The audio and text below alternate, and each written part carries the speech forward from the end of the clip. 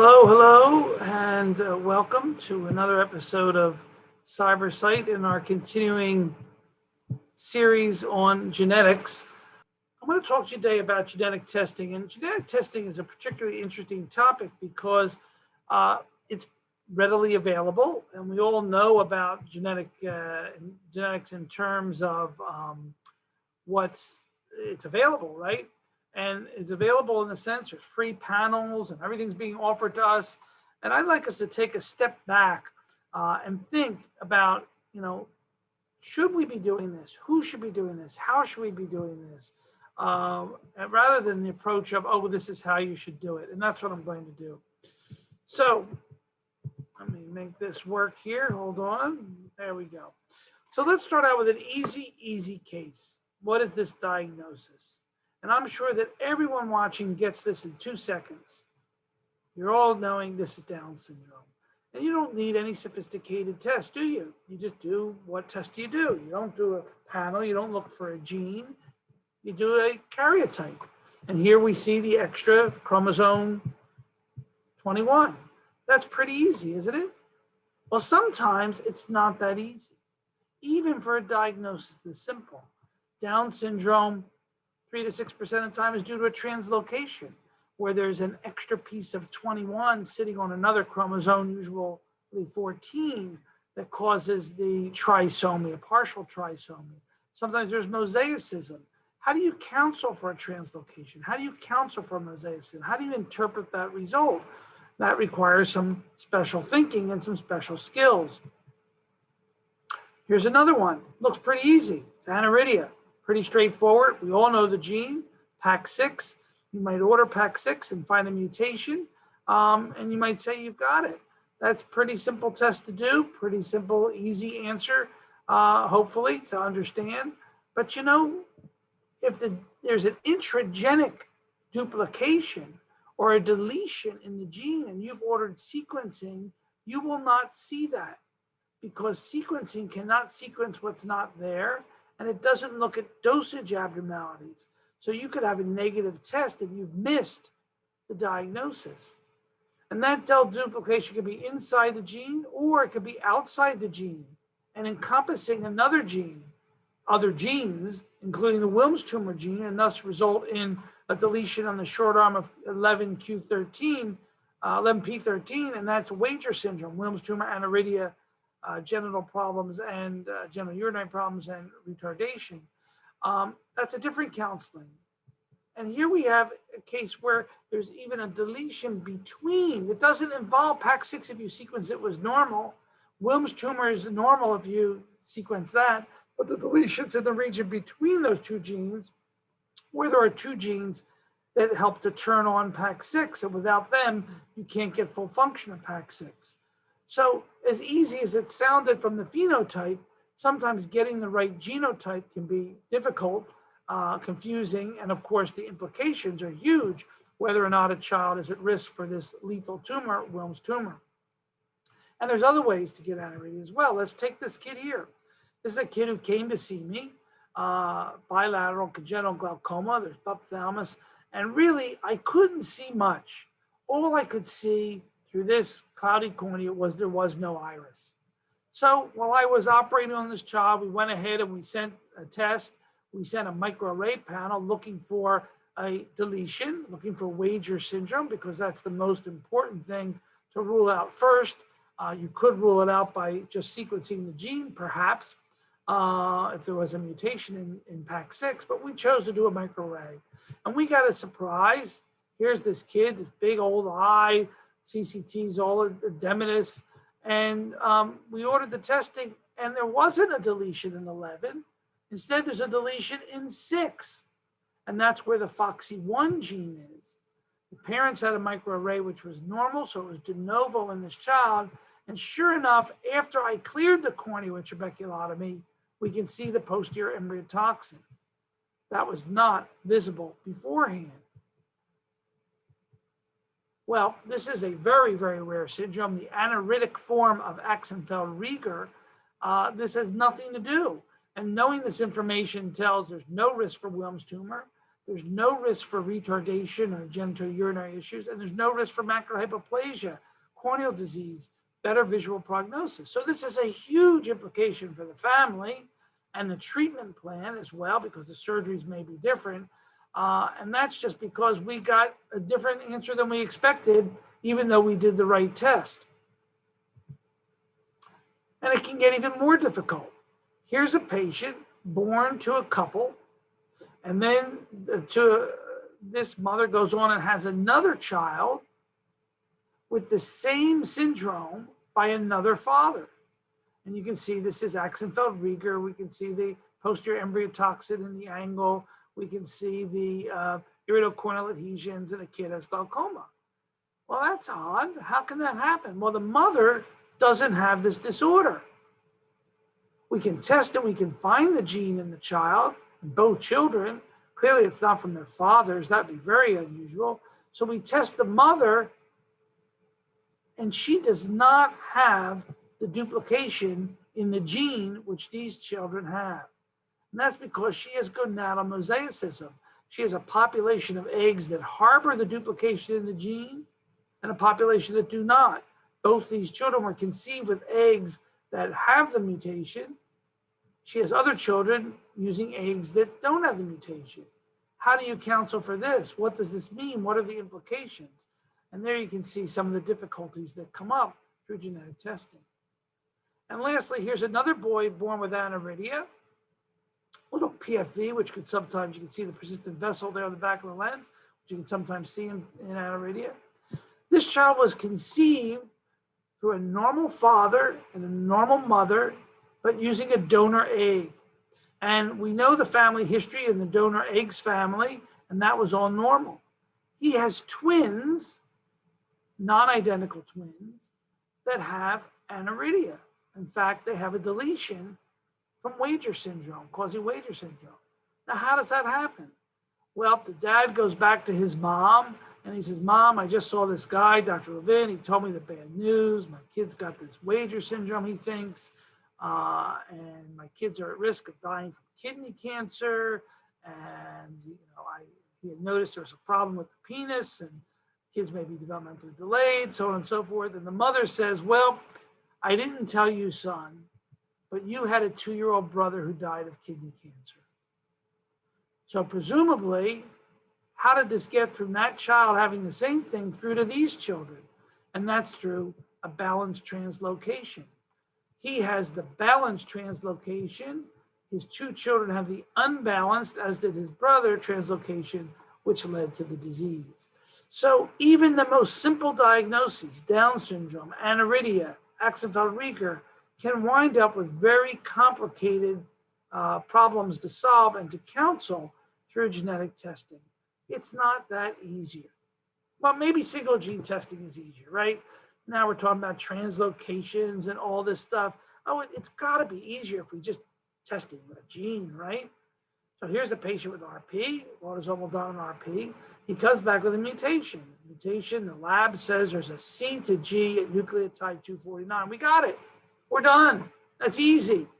Well, is it really that easy? Do we have the answer? When you get these reports back, do you analyze these reports? Do you look and see? Is this actually causing the patient's disease? Interpretation of even a simple change like that, even when the lab says it's pathologic or not, requires an analysis that allows you to confirm that whether it is a mutation, a disease-causing change in a gene, or a polymorphism, as we've talked about before here, a change in a gene which is not disease-causing, which is just the normal variation that we see in humanity. So, are there any prior reports? Has this previously been reported as a mutation? And in fact, you can't always rely on prior reports. Sometimes those reports are incorrect. We can use prediction programs, what we call in silico. They're the least reliable form, but there are many computerized programs that predict the biologic effect. But we can look at the biologic prediction effect of a gene. We can use proteomics. We can say, well, if you change a cysteine, that's usually bad for a gene. We can look at whether there's been changes before in the same codon. What disease do they cause? Or other changes in the gene that may be related. You've got a stop mutation. Is there a downstream stop mutation that causes the gene? Thus proving this stop mutation has to also be abnormal. We can ask through evolution, is this an important part of the gene? Is this an amino acid or a nucleotide that's been conserved since flies and mice? Then it becomes more important that a change would more likely cause disease. Are there nearby reported changes? And I said downstream changes, and most importantly, segregation.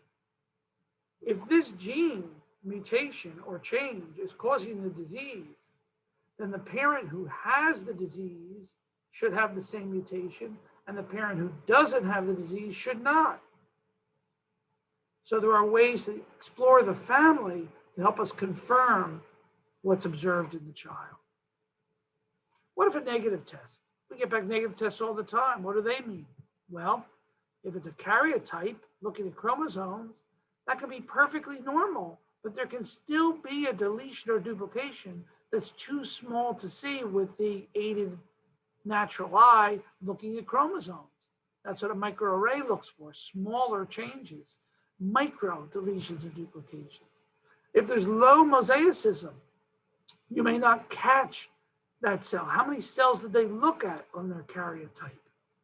Maybe it's not an aberration. Maybe that's not the cause of the disease. Maybe it's a gene mutation, something that a karyotype won't pick. And there can be faulty samples. But believe me, I've had faulty samples with every test where the lab, there's a mix-up and we get the wrong specimen back. Specimen mix-ups are important. And sometimes the sample's faulty just because of poor quality of the collection. What about microarray, that test we use to look for micro changes in copy number, too much or too little, duplication or deletion? Well, maybe it's negative because that's not the cause of the disease. Maybe there's a translocation that breaks a gene without a copy number variation. That won't be picked up by microarray. Maybe it's so small, maybe it's just a duplication of 2 base pairs. That's too small for microarray to see. Maybe there's specimen mix-up. And microarray depends on the platform you use, the kind of microarray, about how small you can see. What about gene sequencing? Well, you get a negative gene sequencing, you say, well, what was sequenced? Did they sequence only the hotspots in the gene, or did they sequence the entire gene? Did they sequence only the exons? Did they sequence the exon-intron boundaries? Did they go deep into the introns? You have to know this information to know if the test is negative because they didn't do it right, or negative because of another reason. It could be negative because, as I said, a deletion or duplication won't be picked up. Maybe you have the right disease, but you're testing the wrong disease, the wrong gene. Or maybe another gene has not been discovered. In many of our diseases, we don't have all the genes. Maybe you have the wrong disease. Of course, if you got the wrong disease, then you're testing the wrong gene. Like when we did the Aniridic that turned out to be Ax-Rieg. Maybe there's a technical error. That happens all the time. Not all the time, but it happens in the lab for sure. And specimen mix-up. So again, correlating what you see with what you get on the test result is important. Then we have a whole exome sequencing, whole genome sequencing. Oh, we all like that. Let's just get whole exome sequencing. Let's get whole genome sequencing. And that's getting overused and overordered. But they can be negative too. First of all, they can't pick up deletions and duplications well. And there may be the wrong filter. So the report that you get back from the lab is based on what you told them the phenotype was. If you left out a major finding, then they're not going to report back genes that may have been relevant. And you have to go back and look at the raw data or ask about a specific gene to know if it was even looked at in your report. It has the same errors as sequencing because all you're doing is sequencing all these genes. And in fact, for any genetic test, a negative result could be wrong diagnosis, wrong test. It could be not genetic. That's always possible. It could always be a specimen mix-up. So genetic testing is hard. It's hard to understand. It's hard to get an answer. Even a negative result is hard. It can have many implications. And there's other issues to consider in genetic testing as well. Let's take this woman, 40-year-old woman. She's got autosomal dominant RP. Her 20-year-old sister wants to know, will she get RP? Versus her son, who wants to know, will he get RP? Well, there's some issues there. The 20-year-old is old enough to make a decision about, does she really want to know, but does she really know what she's getting into? And a 5-year-old, he has no ability to say whether he's going to get it or not. And what if he gets it? He's not going to have his onset until maybe 20 years later. What good are we doing by finding out now, by doing what's called predictive or pre-symptomatic testing?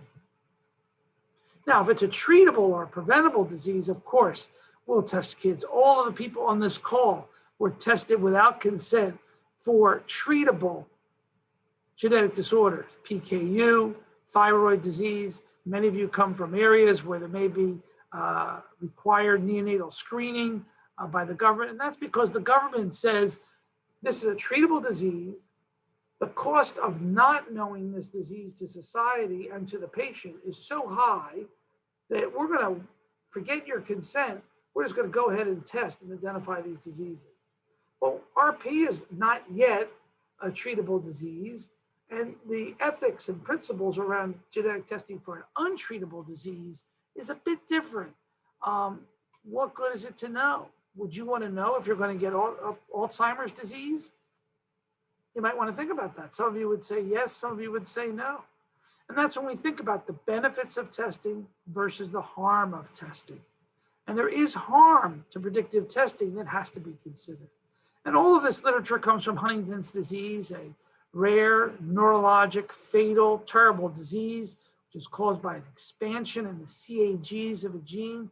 By the way, not picked up by sequencing. It's a special test to find diseases that have repeat expansions in them like this. Would you want to know if you're going to get Huntington's disease if your father or mother had that? That's a difficult question, right? I don't know if I'd want to know if I was a kid. And what's the advantage in this untreatable disease of finding a 2-year-old who's going to get it 20, 30 years later? There's lots that's been written about predictive testing in non-ocular disease, but very little in ocular disease. Let's look a little bit about what genetic testing can do here. Let's say you have a test that says you're going to get the disease. How can that be good? Well, it can be. It can reduce your anxiety, your uncertainty. Now you know you're going to get it. It can allow preparation, whatever that is, lifestyle changes, maybe career changes. It can allow for treatment in some cases, maybe low vision intervention. And you can also identify others at risk, and they may want to know before they pass it on to their children. So there are pros to predictive testing, but there's also cons. I've had patients who've committed suicide after learning that they were about to get a disease they did not have yet. Patients going to suffer an emotional breakdown knowing they're going to have a blinding disorder, depression, anxiety. Then there's the burden and guilt, either the burden that you're going to have on your family or maybe the guilt that your parent has for passing it on to you. And then there's been problems with patients who are unable to act on their wishes. They say, oh, well, if I get the disease, then I'm going to quit my job and I'm going to travel the world. Well, guess what? You need money and time. You got to get rid of your job. That's not so easy to do. And patients have committed suicide over that as well, that they realize that they can't fulfill what were their wishes. Unequal treatment is another con. If you know that 5-year-old's going to get RP, are you going to raise him and say, oh, you can't go to medical school. You can't be a doctor because you get RP. Well, by the time that kid's in medical school, we'll have treatment and a cure for RP. Is that fair? Restricting that opportunity. What about a negative test? Well, sure. Knowing you're not going to get the test has pros, reduces anxiety and uncertainty for your child, for the offspring, for the person who's passing it on. But there's also even cons to a negative predictive test. Some patients become depressed or anxious. They feel, I'm like the only one in the family. Why did I get so lucky? It should have been me, not my brother who got this disease. And I'm the burden now because I'm the seeing one. And I feel guilty. And even they had a life plan. They were all excited about getting the disease so they could quit their job and travel. And now they don't have the disease. They don't have that excuse. And guess what? You don't have the disease, but your other problems are still there in life. Like we all have problems. You're unable to act on your wishes, and you might get unequal treatment for not having the disease in your family.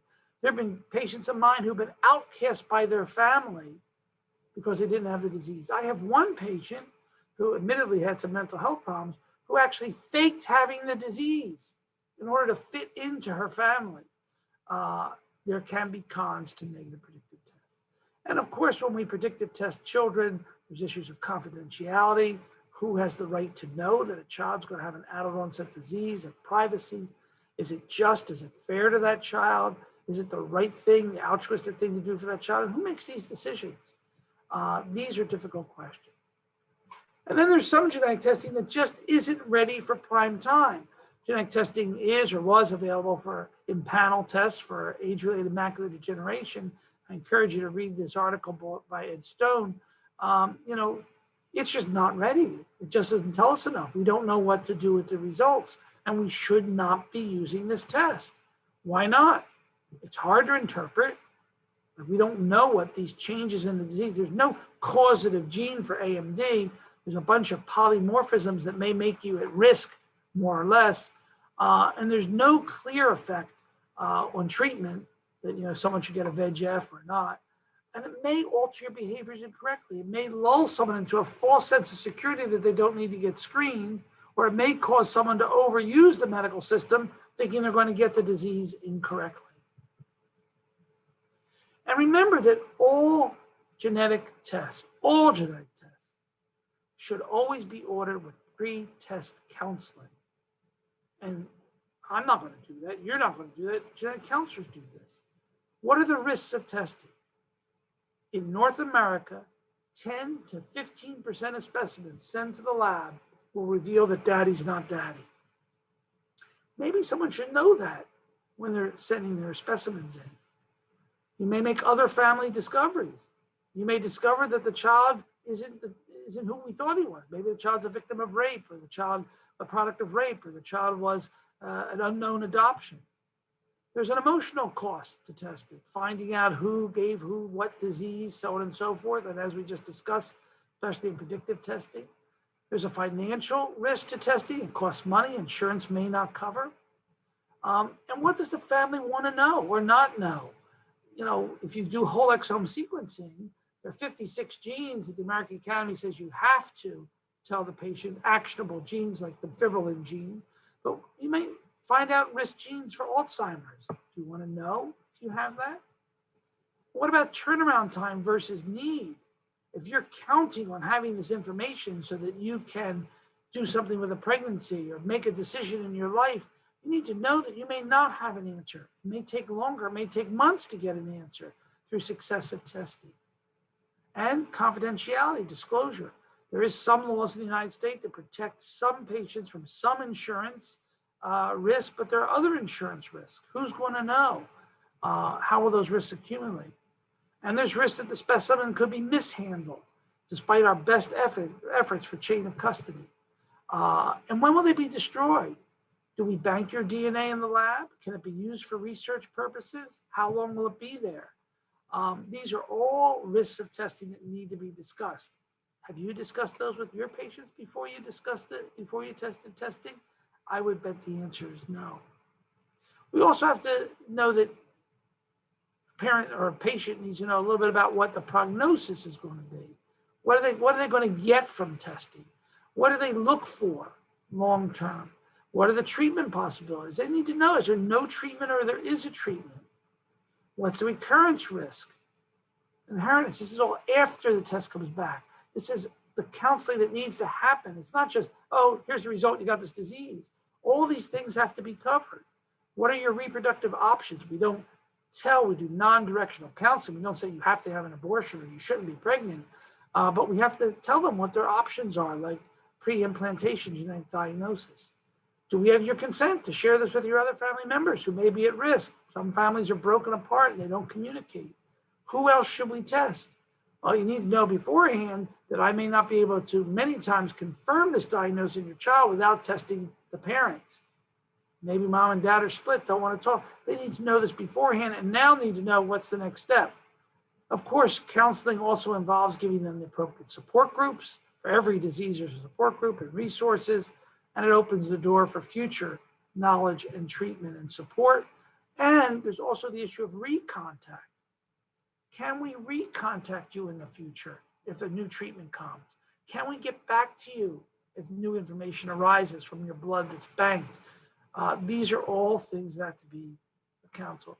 And of course, there should always be a letter to the patient and their family summarizing this that they can share with their doctors and other family members. This takes time. Genetic testing is not like ordering a CBC where you get a result and you're done. This takes time.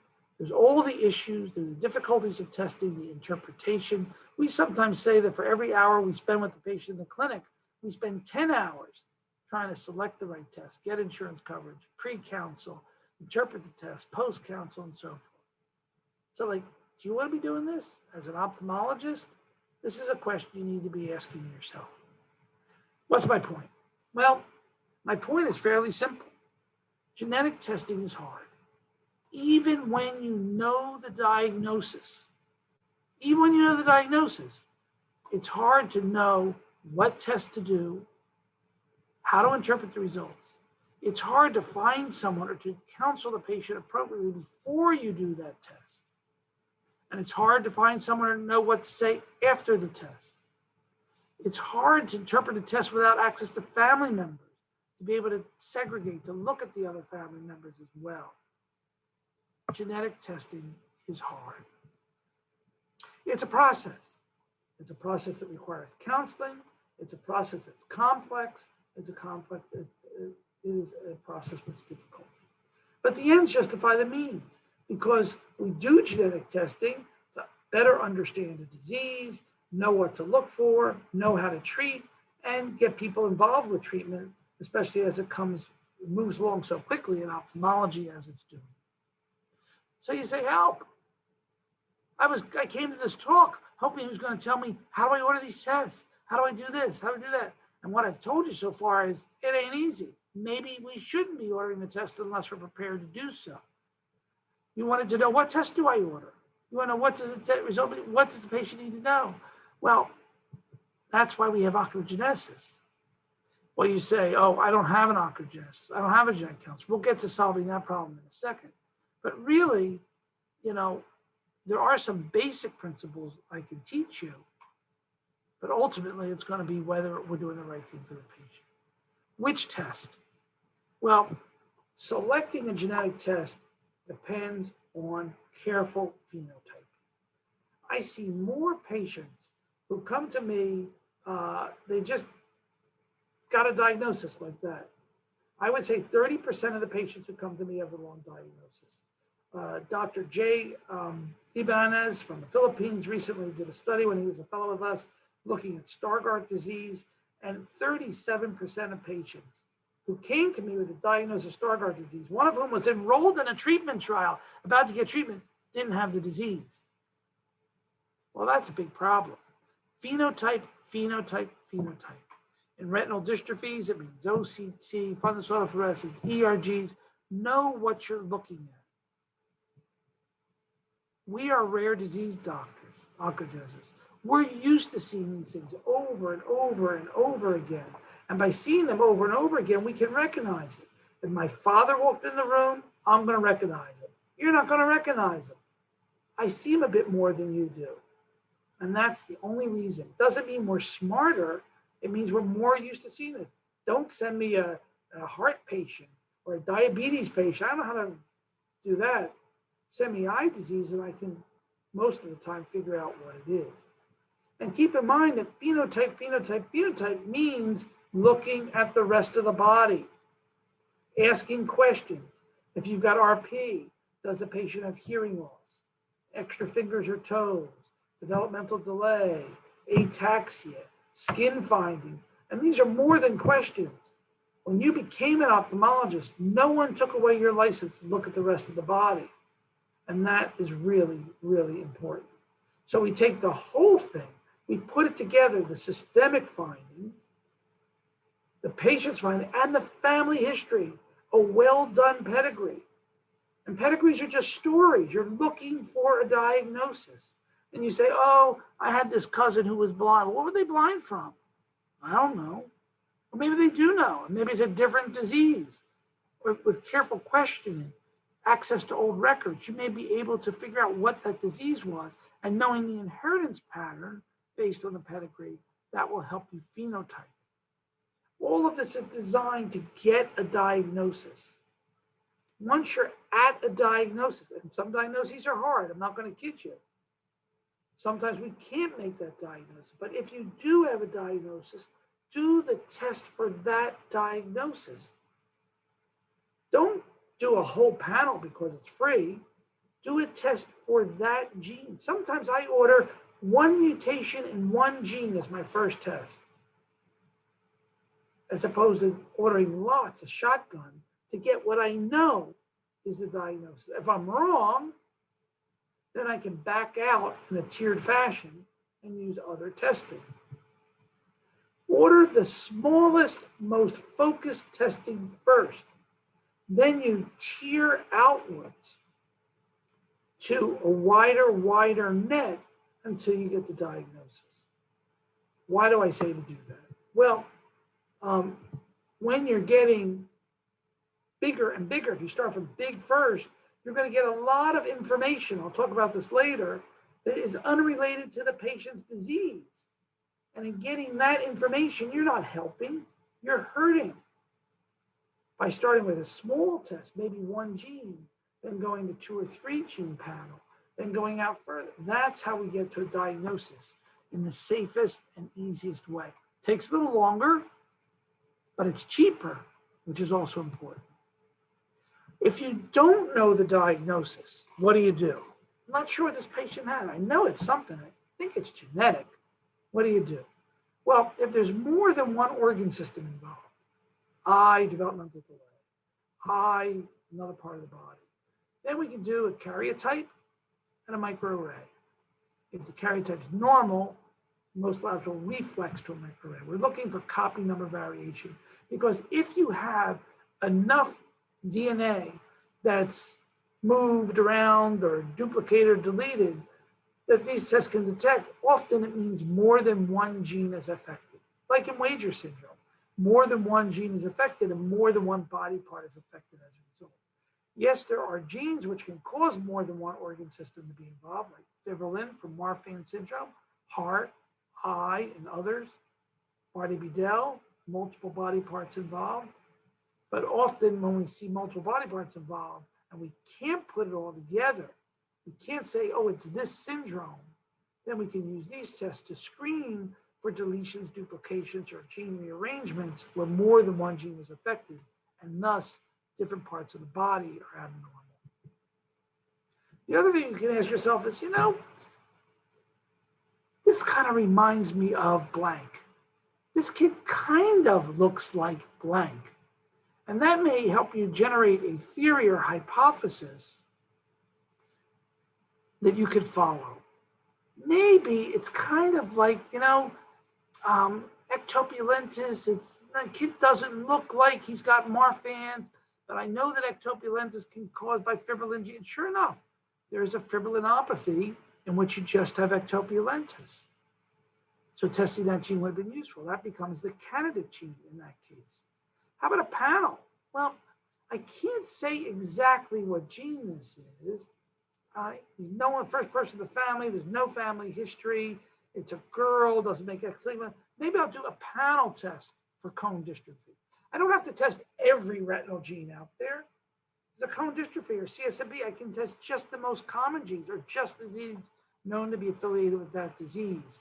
If you can't put your finger on exactly what it is, you can find something like it and do panel testing. And of course, there's always the possibility that you have 2 diagnoses instead of 1. I have a patient, for goodness sake, in my practice who has Marfan syndrome and albinism. I mean, that's just bad luck. It's not going to happen, but it can. And if you see a patient who's deaf, for example, and has retinitis pigmentosa, well, the most common cause of deaf blindness, other than rubella, is Usher syndrome. But There are patients who happen to have deafness from one gene and their RP from another. And that's another possibility. Sometimes a good pedigree can help you, looking for failure of segregation, where you have the parent has deafness but no RP. The kid has deafness and RP. Maybe the two are unrelated. You could test for them separately. You could break the diagnosis apart. What if you have an unknown diagnosis, your tests are negative, and there's no candidate gene? What do? You just kind of don't know what to do. That's when we go to a bigger test, whole exome sequencing, that looks at all the coding genes in the genome. You can do what's called an exome slice, which is a custom-made exome, where you just put on there the panel of genes that you know that you want to look at. If it has features of mitochondrial syndrome, like RP, optic atrophy, patients got diabetes, there's certain things that make you think of mitochondrial disease, you can do what's called a whole mitome. You can sequence the mitochondrial genome and test all of the nuclear genes that are expressed in the mitochondria. And of course, there's whole genome sequencing where we test the entire genome. The problem with this is that it's really research level testing. It is coming into the clinical range. The informatics, the bioinformatics that's required to analyze this gets to be very expensive, very difficult, and very time consuming. Here's a good bottom line. Don't order a test if you don't know what to do with the results. You may be able to bang on, select the right test, but you have to be prepared to know what to do with the results. When I say know what to do with the results, I mean, A, you need to know how to interpret them. B, you have to know how to counsel. And C, how to deal with other family members. D, look for clinical trials or whatever else to help the patient. E, find support groups. All those things I talked about before really become important. If you're going to order the test, you have to know what to do with the results.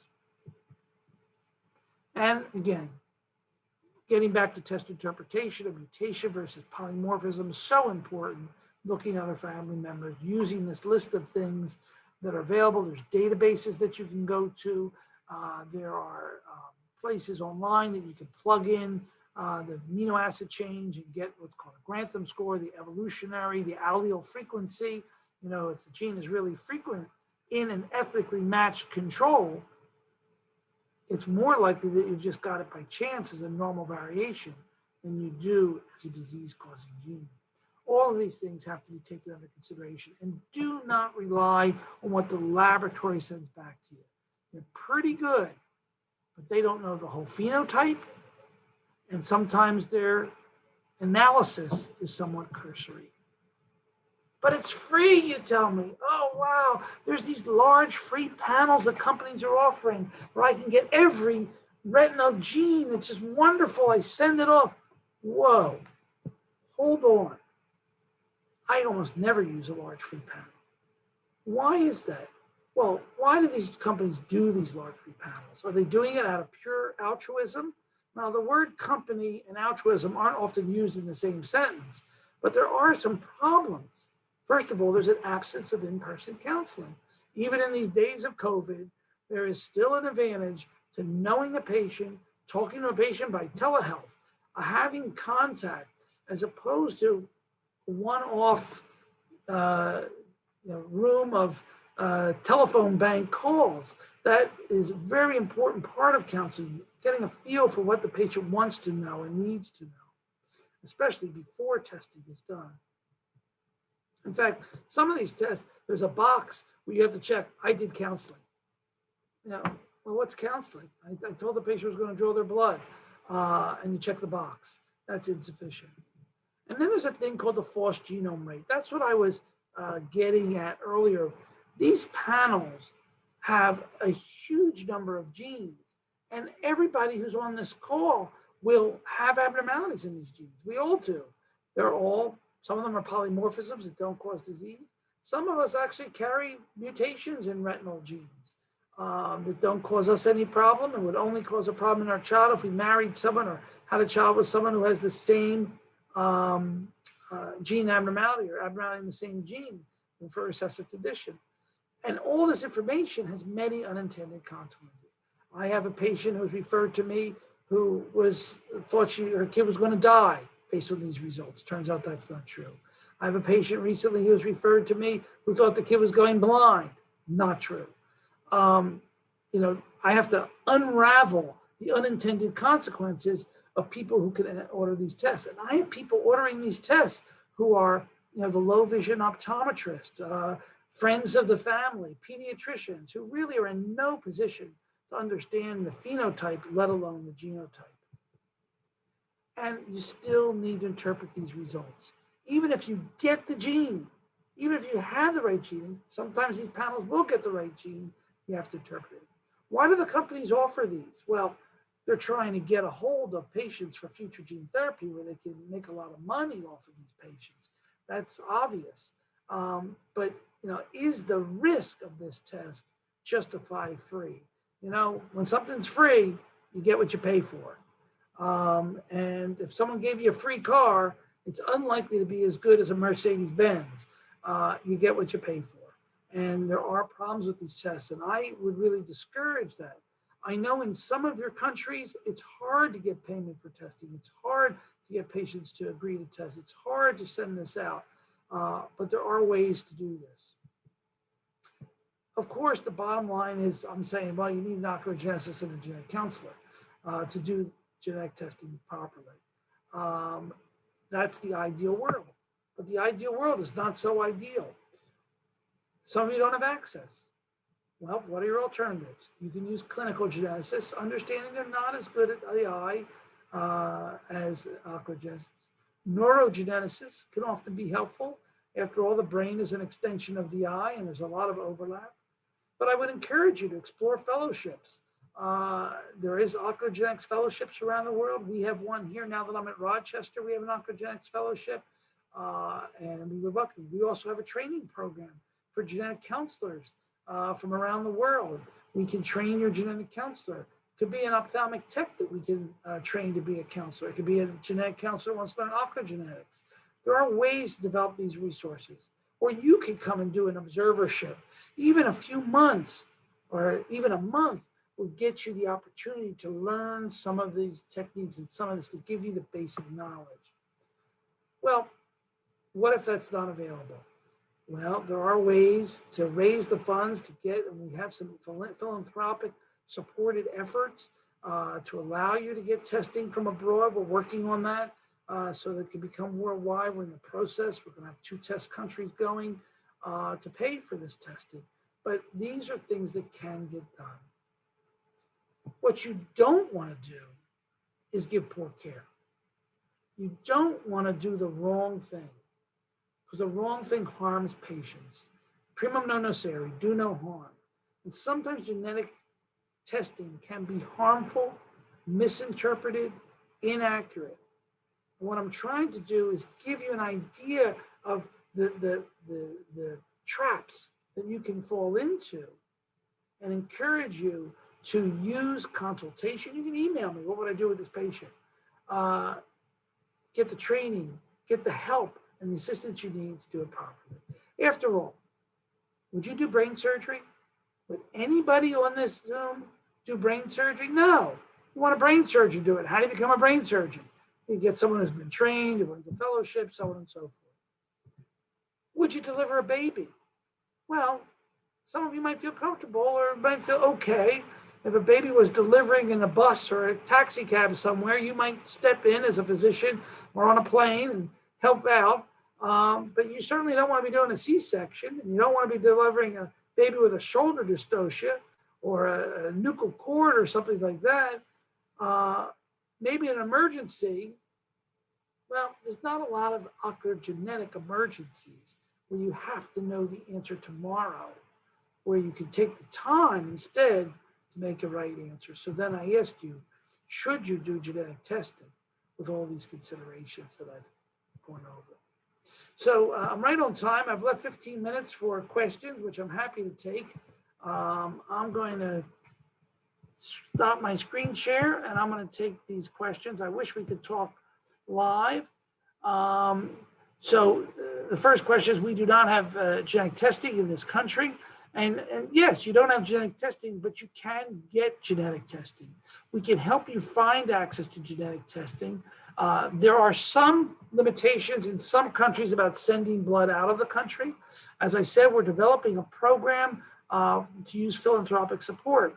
And we've been very successful for that, both for gene therapy, stem cell eventually, but in particular gene testing. And using this kind of philanthropic support can be done in patients. You know, there are rich people in every country, and trying to find that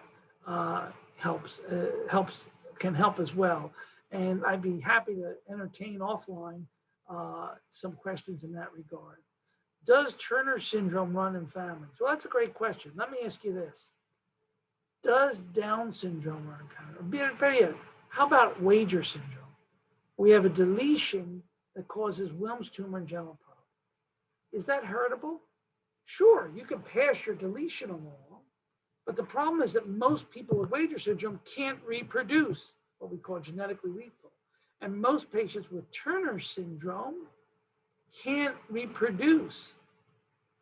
They have ovarian hypoplasia, and therefore it becomes a disease that is genetically lethal. Of course, everything I said today, there's exceptions to every rule, but I'm going to stick to the main stuff. What could be the cause giving birth to 9 children in a family and 4 are blind? Well, that depends. So let's think about it. One possibility is that both parents are carriers. If both parents are carriers unknown to themselves, even if they're not related, the chance of having an affected child is 25% for each pregnancy. Well, if you flip a coin, that's 50%, heads or tails. You can flip a coin twice in a row, heads. 3 times in a row, heads. 4 times in a row, heads. I have a family where every child born to a patient with Marfan's had Marfan's. That's just bad luck. You had a 50-50 shot each time. Likewise, 4 out of 9 is not 25%. You can get bad luck and pass the disease on more than you would expect. It could be a dominant disease in which a parent has the condition and either has the gene abnormality, either isn't expressing it or has it to such a low, that's called non-penetrance, or is expressing to such a low degree that they've never known. And you look in, you say, oh my gosh, you've had this too. And they never had an idea. It could be X-linked recessive, where the mother's a carrier and only the 4 people in the 9 children are boys. It could be a mitochondrial disease. There's many explanations for how multiple children, and that's where phenotyping of the disease will help you sort that out. Is there a machine for genetic testing? Yes. Genetic testing is all done on machines, and from the most sophisticated to the most simple tests. Here's a question. What is Usher syndrome? Usher syndrome, I think I covered, is a combination of hearing loss, sometimes vestibular abnormalities, and retinitis pigmentosa in the same patient. It's almost always autosomal recessive. It's due to mutations in genes which often affect the cilia in the ear and in the eye. And there's different types of Usher syndrome. Some are more progressive, some are more congenital.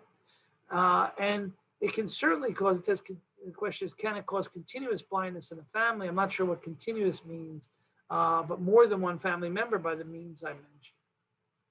I have seen phenotypic heterogeneity in anterior segment dysgenesis, e.g. anterior Oxenfeld-Rieger syndrome in one eye and Peters in the others. What might be the genetic abnormality? How does this happen? Well, this happens all the time in disorders, especially dominant disorders, where you see variable expression. Now, first of all, it may be that they're not related. It may be a family that has 2 different diseases. But more likely, these developmental disorders affect an eye in a different way. Everybody's eye, even your 2 eyes, are not identical twins. And therefore, the gene abnormality is placed in an eye that has its own genetic environment, its own genetic milieu, and those genes affect the expression of the gene mutation and alter the phenotype. And that's another example of how testing can be complicated. Question about color vision deficiency. How do you find those? There's gene tests for those. But again, even something as simple, apparently simple as color vision deficiency can be quite complicated. Phenotyping will help you know, is it something like achromatopsia? Is it something like red-green color vision deficiency? Is it blue cone chromatism? These are the different phenotypes that'll help you find your genotype.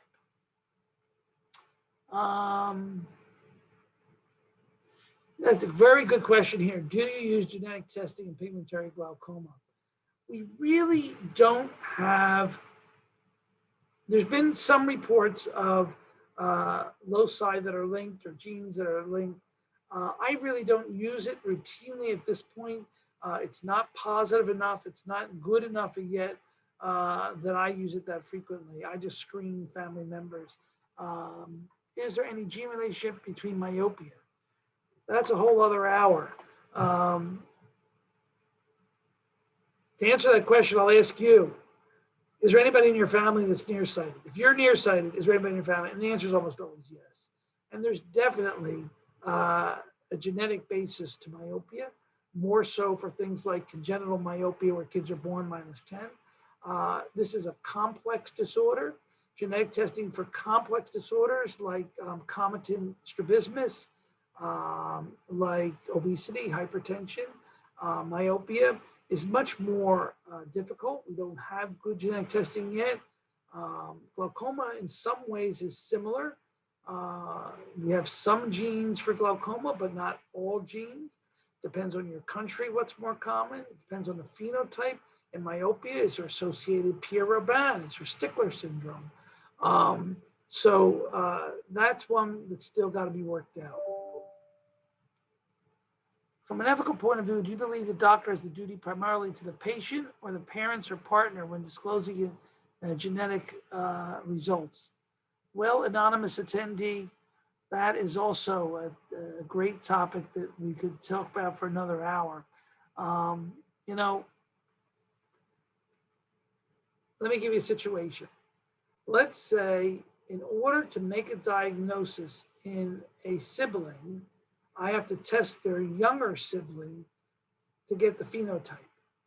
And that younger sibling doesn't have symptoms, so I'm doing predictive testing. Whose rights are higher? The rights of the parents to know, the rights of the affected child to know, the rights of the unaffected child to know. These are complicated decisions and ones that shouldn't be taken lightly and require a genetic counselor or someone to talk with the family about the implications. And so people know what they're getting into before you take, there's no strict answer. That's a patient versus this. It depends on the situation.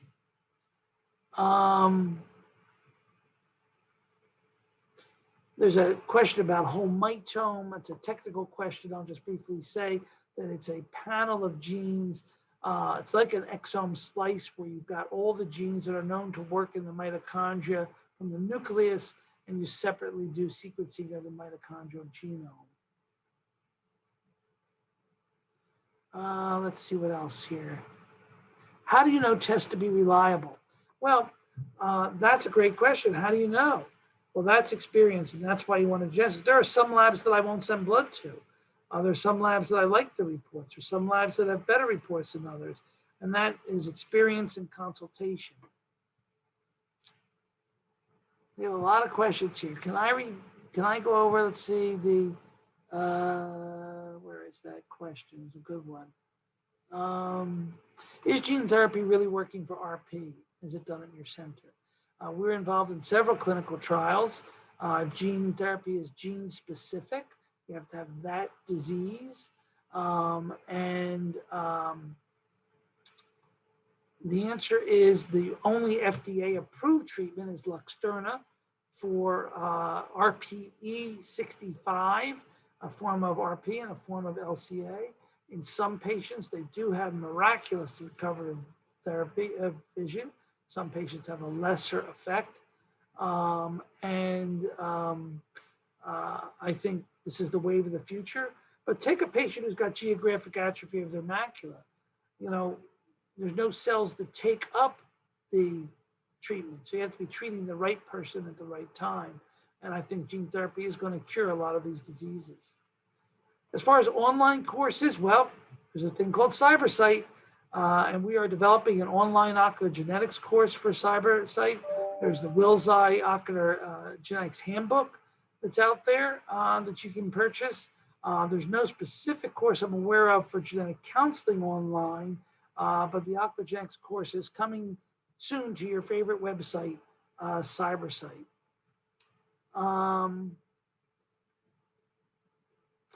We have some families with aniridia that is sporadic, but genetic testing being expensive, we do not need genetic testing. Yeah, with aniridia, if you don't have genetic testing, if that's impossible, the first thing I would do is a karyotype. Karyotypes are, chromosomes are available almost everywhere. And at least you can rule out a larger deletion.